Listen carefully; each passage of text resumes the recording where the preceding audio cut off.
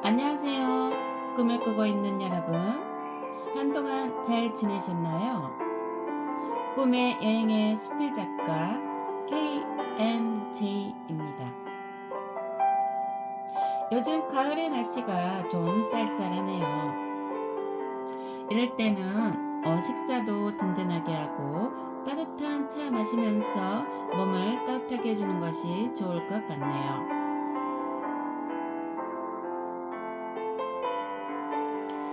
따뜻한 차는 생강차나 유자차나 쌍화차 뭐 이런 게 좋을 것 같네요.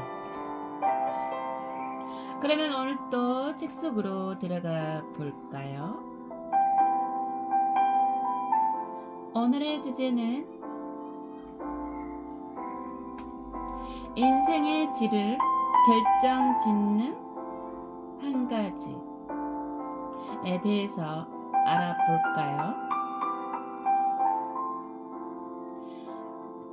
인생의 무게 중심을 밖에서 안으로 옮겨라.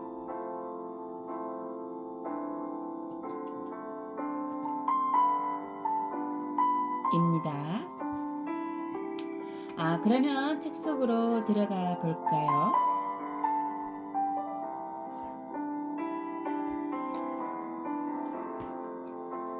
평생에 걸쳐 매일 매시간 그 자신 자체일 수만 있다면 더 이상 아무것도 필요할 게 없다.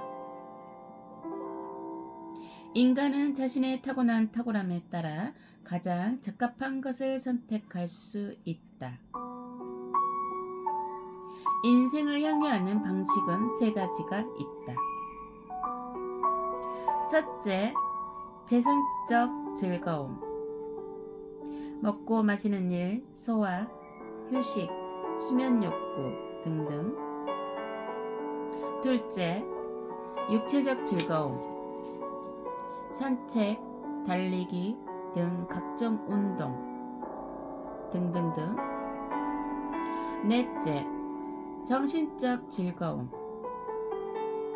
사유, 독서, 예술, 명상, 철학 등.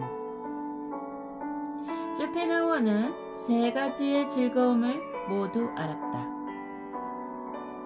좋은 음식을 먹었고 건강을 챙겼고 음악을 즐겼다. 그리고 독서와 철학을 누구보다도 중요하게 여기며 살았다. 그는 세 가지 즐거움 가운데 어느 하나에 소홀하게 하지 않도록 균형을 갖췄다. 인생의 질을 결정짓는 한 가지. 세 가지가 모두 중요하다고 해도 인생을 향유하는 데는 사람마다 무게중심의 차이가 있다. 자신의 능력에 맞게 행복의 방향이 달라진다. 쇼펜하우어는 세 가지로 분류한다. 첫째, 평범한 사람.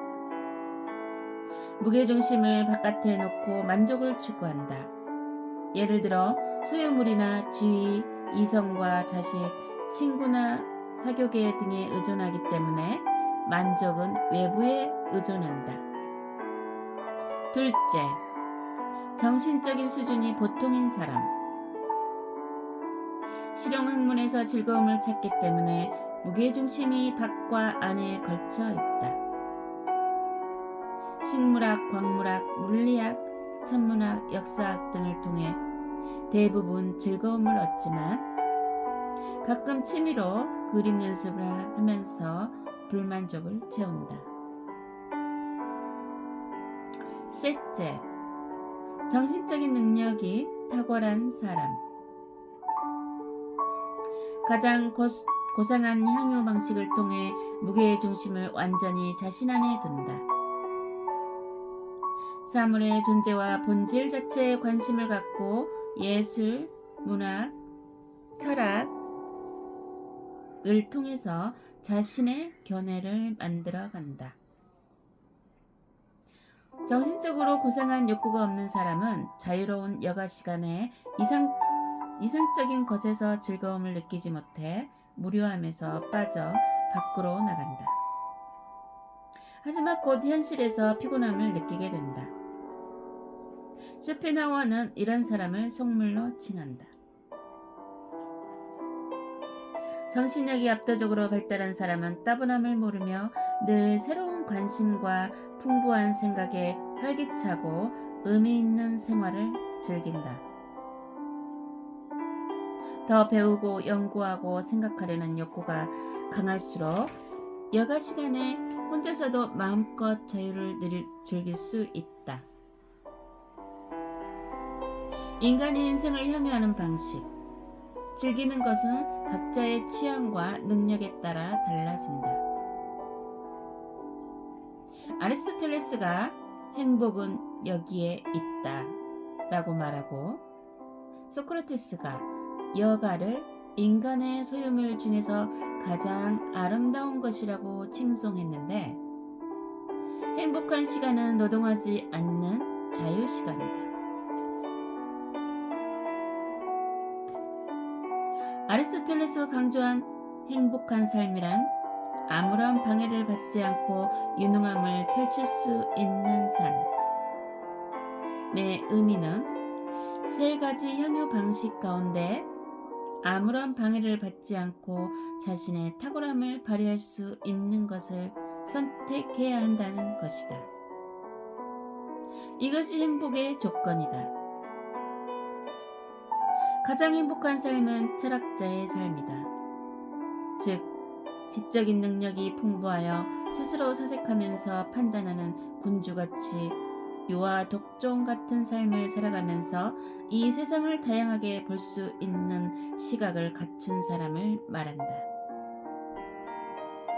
최고의 행복을 주는 철학은 스스로 생각하는 힘을 키우는데 매우 중요하다.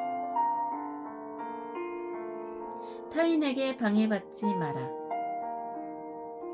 누구나 자신만의 시간을 갖고 싶지만 회사에서는 다른 직원들이 말을 걸어서 일을 부탁해서 회의를 하느라 분주하다. 또한 집에 오면 집안일을 하느라 정신이 없고 가족 모임의 시간을 빼앗기게 된다.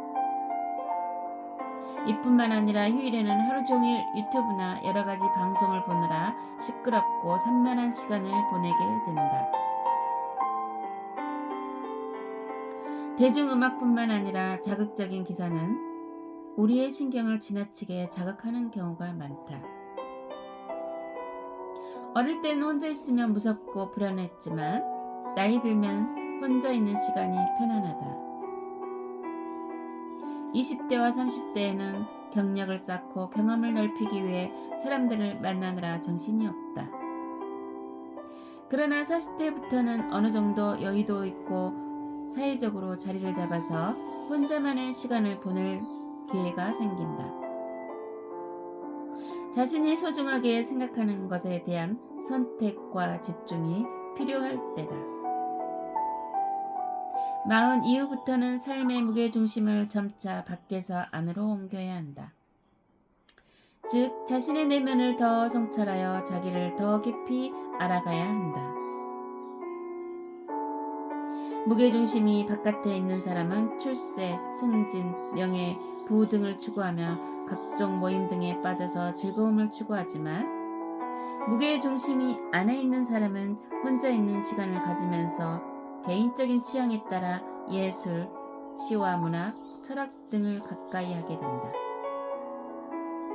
이런 정신적인 즐거움은 속물이 누릴 수 없는 것이다. 사람들과의 만남을 줄이고 늘 책을 가까이 하고 좋아하는 노래를 들으며 스스로 생각하는 힘을 키우기를 권한다.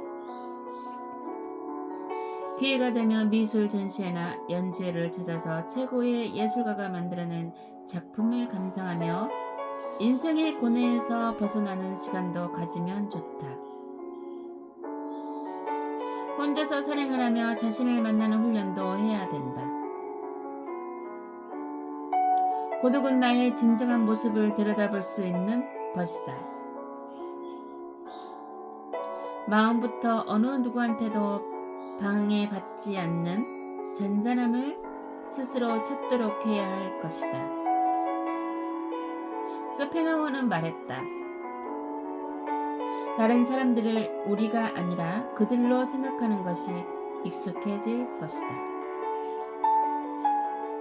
자기 자신을 가장 소중하게 여겨야 한다.